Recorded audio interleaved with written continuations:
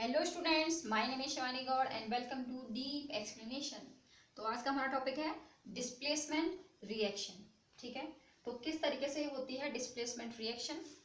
तो हम लोग बात क्या करते थे, हम लोग रिएक्टेंट लेते थे, देन उसका प्रोडक्ट बनता था। ओके, तो आज हम इसमें रिएक्टेंट क्या लेंगे और किस तरीके से इसका प्रोडक्ट बनेगा। जैसे कि हमने लिया A प्लस बी सी। ठीक है, तो हमारा जो प्रोडक्ट बनता है वो क्या बनता है, वो बनता है AC प्लस बी। इसमें क्या होता है, बी अलग हो जाता है और ए और सी जो बी सी है उसमें से सी डिस्प्लेस कर जाता है। ठीक है, तो ये इस तरीके से डिस्प्लेसमेंट रिएक्शन बनती है। ओके, ठीक। अब हम बात करते हैं इसके एग्जाम्पल पर। एक एग्जाम्पल लेते हैं इसका।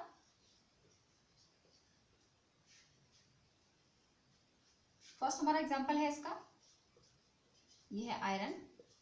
जब आयरन का रिएक्शन हम कराएंगे कॉपर सल्फेट के साथ तो हमारा क्या बनता है। ठीक है, जैसे कि ये रिएक्शन हमने देखा A प्लस बी सी है, तो देन जब यहाँ पे हमने रिएक्शन उसका देखा, जब प्रोडक्ट देखा, जब रिएक्टेंट हमारे ये थे और देन हमने उसका प्रोडक्ट देखा, तो प्रोडक्ट कैसा बना, प्रोडक्ट बना AC प्लस बी।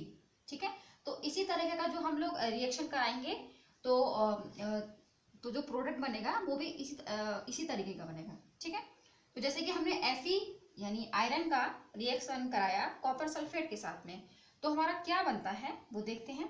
हमारा बनता है FeSO4 FeSO4 और बचता क्या है इसका, हमारा बचता है कॉपर, जो कि सॉलिड फॉर्म में होता है और ये भी हमारा सॉलिड फॉर्म में होता है। और ये जो हमारा होता है वो हमारा होता है एक्वस फॉर्म में। और एक्वस का क्या होता है वो आपको पता है, क्योंकि आपने लास्ट वीडियोस में एक्वस क्या है वो आपने पढ़ा है। ठीक है, तो ये हमारा हो गया फर्स्ट एग्जाम्पल। सेकेंड एग्जाम्पल हम लेते हैं, जैसे कि है Zn। इसको हमने रिएक्ट कराया सेम CuSO4 के साथ में। जब हमने इसका रिएक्ट कराया तो आपको पता है क्या बनेगा, Zn रिएक्ट कर लेगा SO4 के साथ में। ठीक है, तो ये हमारा बन जाएगा ZnSO4, क्योंकि इस पर डिस्प्लेसमेंट रिएक्शन है ये। और देन हमारा बचेगा क्या, इसमें हमारा बचेगा कॉपर। ये भी सॉलिड फॉर्म में है, देन ये भी सॉलिड फॉर्म में है और ये हमारा एक्वस फॉर्म में है। ठीक है, और ये जो होता है वो हमारा होता है गैसियस फॉर्म में। ठीक, तो ये हमारा रिएक्शन इस तरह से होती है, इनको हम बोलते हैं डिस्प्लेसमेंट रिएक्शन। अब हम बात करते हैं कि हम इन इक्वेशंस को कितना आसानी से कर सकते हैं, कैसे कर सकते हैं, इनकी ट्रिक्स क्या हैं। तो इनकी ट्रिक्स ये हैं, जैसे कि मैंने साइड में सीरीज लिख रखी है आपके लिए। तो ये क्या है, ये सीरीज है रिएक्टिविटी सीरीज। ठीक है, रिएक्टिविटी सीरीज है ये, जो सबसे ऊपर है वो सबसे ज्यादा रिएक्टेंट है, जो नीचे है वो लीस्ट रिएक्टेंट है। ठीक है, ऐसे ही दोनों लाइंस में जो सबसे नीचे है वो लीस्ट रिएक्टेंट है और जो सबसे ऊपर है वो उससे ज्यादा रिएक्टेंट है। ओके, तो इनको याद रखने का क्या तरीका है वो हमें पता होना चाहिए कि हम इनको कैसे याद रख सकते हैं। ठीक है, जैसे कि अगर हम फर्स्ट लाइन की बात करें तो हम इसको कैसे याद रखेंगे, ये रिएक्टिविटी सीरीज है तो कैसे याद रखना है। तो याद रखने का तरीका ये है कि केदारनाथ का माली आलू जरा फीका पकाता है। देखिए, केदारनाथ का माली आलू जरा फीका पकाता है। ठीक है, आप साइड से कहीं इसको लिख लेंगे तो आपको याद रहेगा और याद रखने में थोड़ी आसानी होगी आपको इसको। ठीक है, कैसे, फिर से, केदारनाथ का माली आलू जरा फीका पकाता है। ओके, सेकंड है हमारी, सेकंड वाली को हमें कैसे याद रखना है। देखो, सेकंड हमें याद रखना है हाई कोर्ट है आपका। तो आपका कैसे याद रखेंगे, हाई कोर्ट आपको याद हो गया। ठीक है, आपका ऐसे करेंगे। ओके, हाई कोर्ट है आपका, हाई कोर्ट है आपका। ओके, इस तरीके से हम इसको याद रखेंगे। जैसे कि इसको याद रखना कि आपका कैसे याद रखना है आपको, तो AGAUPB। ठीक है, पहला हमें याद रखना है कैसे, पहला याद कैसे रखना है हमें, केदारनाथ का माली आलू जरा फीका पकाता है। सेकंड हमें याद रखना है कि हाई कोर्ट है आपका। ओके, तो इसमें क्या है कि जो सबसे ऊपर रहेगा और जो सबसे नीचे रहेगा, तो ऊपर वाला नीचे वाले को डिस्प्लेस कर देगा। मान लीजिए अगर Mg ऊपर है और आपने रिएक्शन कराया Fe के साथ, तो वो उसको डिस्प्लेस कर देगा। ठीक है, इसमें ये होता है। तो अगर ये आपको याद होगी तो डिस्प्लेसमेंट रिएक्शन आप अच्छे से कर पाएंगे, क्योंकि ये रिएक्टिविटी सीरीज है। ओके, आपको अच्छे से समझ में आ पाएगा कि हमें कैसे करना है। एग्जाम्पल लेते हैं, थर्ड एग्जाम्पल लेके देखते हैं हम लोग। जैसे कि ये है लेड यानी Pb, जो कि सॉलिड फॉर्म में है लेड। ठीक है, इसका हमने रिएक्शन कराया किसके साथ में, CuCl2 के साथ में। ठीक है, जो किस फॉर्म में है, ये है हमारा एक्वस फॉर्म में। ठीक है, बनता क्या है, बनता क्या है हमारा बनता है इसमें PbCl2। ठीक है, और ये हमारा लास्ट में हमारा क्या बचता है, Cu। ठीक है, अब हम चेक करें अपनी सीरीज में, तो हम देखेंगे कि जो Pv है, Pv हमारा ऊपर है और जो Cu है वो Cu नीचे है, ये पूरी एक ही लाइन है। ठीक है, तो यहाँ पे हम शो नहीं कर सकते थे, इसीलिए हमने आपको दूसरी लाइन में बना के दिखा दिया। ठीक है, ये पूरी एक ही लाइन है। ओके, तो क्या है, Pv जो है, Pv कहाँ है, Pv हमारा ऊपर की साइड है, जैसे कि यहाँ पर है Pv, और जहाँ Cu की बात करें तो Cu नीचे है, तो क्या कर दिया, Pv ने Cu को क्या कर दिया, डिस्प्लेस कर दिया। क्लियर हुआ आपको, Pv ने क्या किया, Cu को डिस्प्लेस कर दिया। ठीक है, तो यही हमारी है डिस्प्लेसमेंट रिएक्शन, कि क्या होता है, जो जिनकी रिएक्टिविटी ज़्यादा होती है वो, और जिनकी रिएक्टिविटी कम होती है, तो उन एटम्स को क्या करते हैं ये लोग, ये क्या करते हैं, इनको डिस्प्लेस कर देते हैं। ओके, एक एग्जांपल हम लोग और देख लेते हैं। 4 एग्जांपल है। रिएक्शन हमने कराया, जैसे कि Zn है, रिएक्शन का हमने कराया HCl के साथ में। ठीक, जब HCl के साथ में इसका रिएक्शन कराया तो क्या बनेगा, बहुत सिंपल सी बात है, आपको तो आपको भी पता है, मुझे भी पता है, क्या बनेगा, ZnCl2 बनेगा, और बचेगा क्या हमारा, H बचेगा, H2 बचेगा। ठीक है, क्या करेंगे, सबसे पहले हम क्या करेंगे, इनको बैलेंस कर लेंगे। ठीक है, ये 2 है, ये 2 है, कुछ नहीं करेंगे, 2 से मल्टीप्लाई कर दी। ठीक है, यहाँ पे 2 लिख दिया, तो ये हमारी बैलेंस हो जाती है इक्वेशन। ठीक है, फिफ्थ हम लोग देख लेते हैं। फिफ्थ हमारा है Fe प्लस H2SO4। ठीक है, रिएक्शन कराया, ये हमारा डाइल्यूट फॉर्म में होता है। ठीक है, रिएक्शन कराया तो क्या आएगा, अब तो आपको पता चल ही गया होगा क्या आने वाला है अगला। ठीक है, बचे क्या, H2। ठीक है, FeSO4, बचे क्या, H2। ठीक, तो ये हमारी थी क्या, डिस्प्लेसमेंट रिएक्शंस।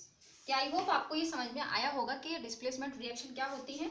हम एक चीज की बात और कर लेते हैं इसमें, वो क्या है, अब हम बात कर लेते हैं इसमें डबल डिस्प्लेसमेंट रिएक्शन के बारे में। ठीक है, तो उससे पहले हमें क्या करना होगा, हमें इसको हटाना होगा। ओके,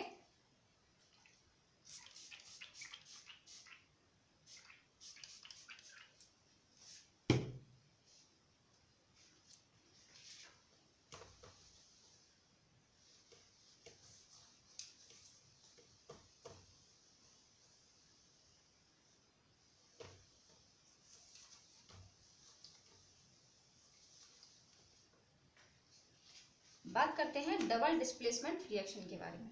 ओके,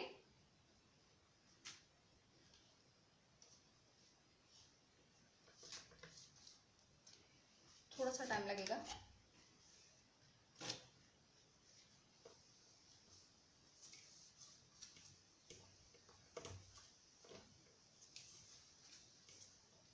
अब हम देखेंगे डबल डिस्प्लेसमेंट रिएक्शन एंड जो डिस्प्लेसमेंट रिएक्शन है, तो दोनों के बीच में डिफरेंस क्या है। ठीक है, दोनों रिएक्ट कैसे करती हैं, तो बात करते हैं डबल डिस्प्लेसमेंट रिएक्शन के बारे में।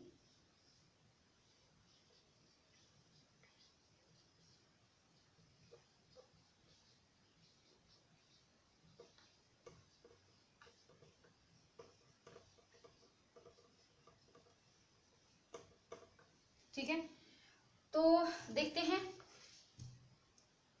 ठीक, तो डबल डिस्प्लेसमेंट रिएक्शन में क्या होता है, इसमें हमारा होता है इंटरचेंज, ठीक है। इसमें क्या होता है, इसमें होता है इंटरचेंज, और उसमें हम लोग क्या कर रहे थे, उसमें हम कर रहे थे डिस्प्लेसमेंट। ओके, देखते हैं, जैसे कि हमें लिखा हुआ है A and B plus C और D, ठीक है। ये हमारे क्या है, ये हमारे हैं रिएक्टेंट। अब हमारा प्रोडक्ट क्या बनेगा, प्रोडक्ट हमारा ये बनेगा, ये क्या करेंगे, ये आपस में इंटरचेंज करते हैं। कैसे करते हैं वो देखिए, A करेगा C के साथ इंटरचेंज और प्लस B करेगा D के साथ इंटरचेंज, ठीक है। तो ये तो हमारी क्या हो गई, डबल डिस्प्लेसमेंट रिएक्शन, ठीक है, डबल डिस्प्लेसमेंट रिएक्शन, ठीक है। ओके, और उसमें क्या था, उसमें क्या कर रहे थे हम लोग, उसमें हम सिर्फ इंटरचेंज कर रहे थे। जैसे कि BC है तो हाँ सॉरी डिस्प्लेसमेंट कर रहे थे हम लोग, तो यहाँ पे क्या बन रहा था हमारा AC प्लस B, ठीक। इस तरीके से उसमें क्या कर रहे थे हम लोग, इसमें हम कर रहे थे डिस्प्लेसमेंट। तो इन दोनों के बीच में यही डिफरेंस है, ठीक है। तो अब हम बात करते हैं डबल डिस्प्लेसमेंट रिएक्शन के बारे में। तो डबल डिस्प्लेसमेंट रिएक्शन के कुछ एग्जांपल हम लोग ले लेते हैं। जैसे कि पहला एग्जांपल अगर हम ले,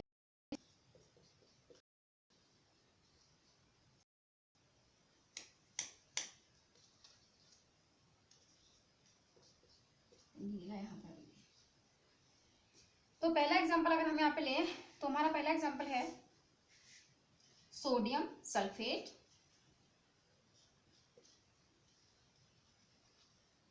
इसमें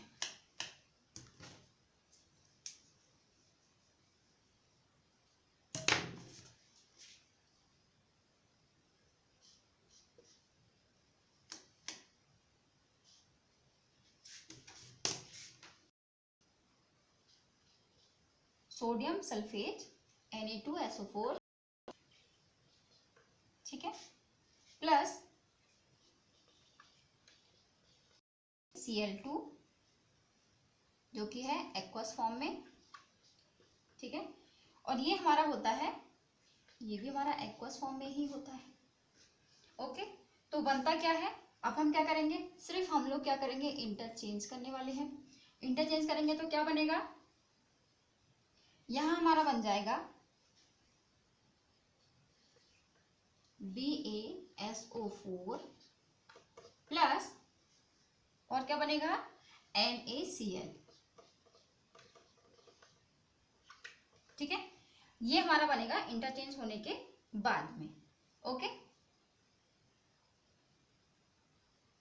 ओके, तो ये हमारा क्या है, ये है हमारा सोडियम सल्फेट, ठीक है, और ये है हमारा बेरियम क्लोराइड, और हमारा बनता क्या है, ये हमारा, ये जो बनता है वो बनता है PPT, ठीक, और ये हमारा होता है aqueous solution. Okay, second equation हम देखते हैं। आपने देखा है कि इन्होंने क्या करा है, इंटरचेंज करा है। कैसे, जैसे कि हमारा ये रिएक्टेंट था, ठीक है, NaSO4 और प्लस BaCl2, ये हमारा क्या था, ये हमारा रिएक्टेंट था, ठीक है। अब रिएक्टेंट ने हमारा जो प्रोडक्ट था वो क्या बना, इसने रिएक्ट किया किसके साथ, SO4 के साथ में, और Na ने रिएक्ट किया किसके साथ में, Cl के साथ में, ठीक है। तो जो हमने फर्स्ट इक्वेशन में देखा है वही हमने एग्जाम्पल में देखा है। ओके, सेकेंड बात करते हैं हम लोग, एक एग्जांपल और देख लेते हैं। जैसे कि हमारे पास एक एग्जांपल है AgNO3, और अगर हम इसके अकॉर्डिंग बात करें, जैसे कि Na हमारा इसमें कहाँ है, Na सबसे ऊपर है, ठीक है, हाँ, लेकिन वो उसमें आई थिंक वर्क नहीं करेगा। ये Na सबसे ऊपर है, दूसरा क्या था, Ba तो उसमें है ही नहीं, हाँ, तो वो वहीं पर वर्क करेगा, ठीक है, डिस्प्लेसमेंट रिएक्शन में।